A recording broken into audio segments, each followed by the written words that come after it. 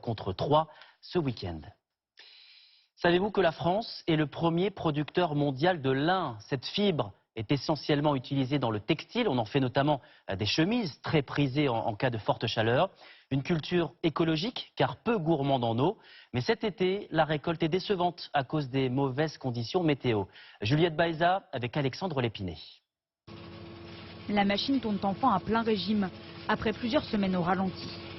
Dans ce champ de lin, la récolte se termine péniblement, retardée par la pluie.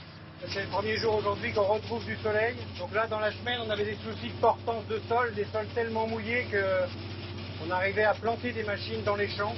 C'était même plus le lin, le facteur limitant, c'était la terre, c'était la portance du sol. Les machines sont moins efficaces. Elles n'arrachent plus que la moitié des lins qu'elles devraient arracher. Car depuis mi-juin, les orages à répétition détrempent les sols. Sur le terrain, la solidarité s'organise. Ces liniculteurs, voisins, ont mis en commun leurs machines et leurs main-d'œuvre. Hier, c'est trempé. Kevin, il m'a dit, c'est pas la peine d'y aller. On est copains avec Vincent, puis on est voisins, et puis comme il disait tout à l'heure, il est venu nous dépanner, puis là, si on peut l'aider, on vient l'aider, c'est tout.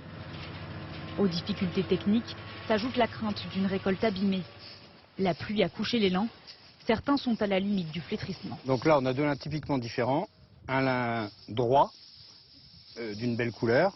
Et là, on a un lin qui est courbé à cause de l'averse et qui est tout gris, en fait, qui est à la limite du pourrissement. Le problème avec ça, c'est avoir des fibres qui résistent pas, qui cassent. Alors que là, on aura des fibres beaucoup plus solides. Et en fait, les marchés, ce qu'ils demandent, c'est une fibre solide. C'est certain, une partie de la récolte sera perdue.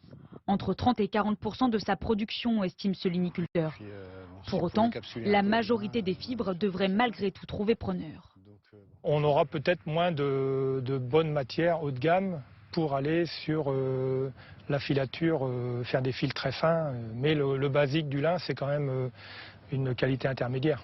Et ça, on aura, à mon avis, la matière pour répondre. Des débouchés peut-être moins rémunérateurs, mais toujours bienvenus. La France est le premier producteur mondial de lin, avec près de 10 000 exploitations agricoles sur son territoire. Comme chaque lundi dans votre Trésor, on vous aide.